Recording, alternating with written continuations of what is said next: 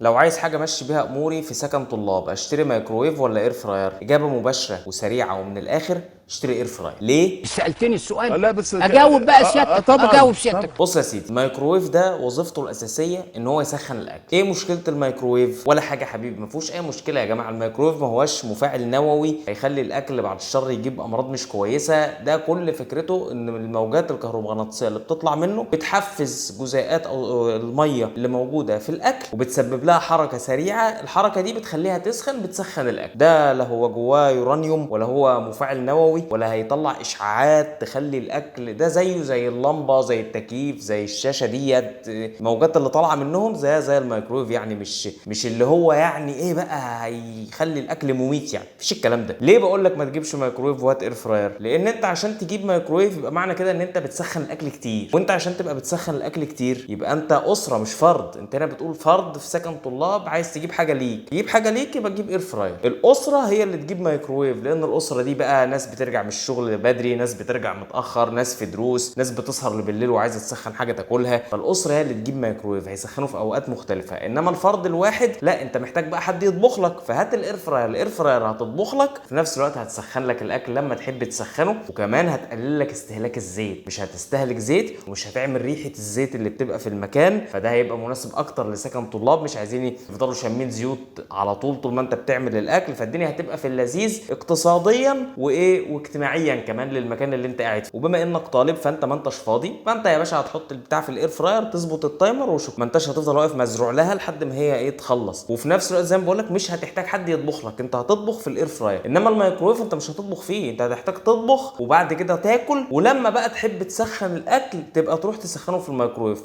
فانت الاسهل لك والاحسن لك الاير فراير. مش محتاجة حاجة يعني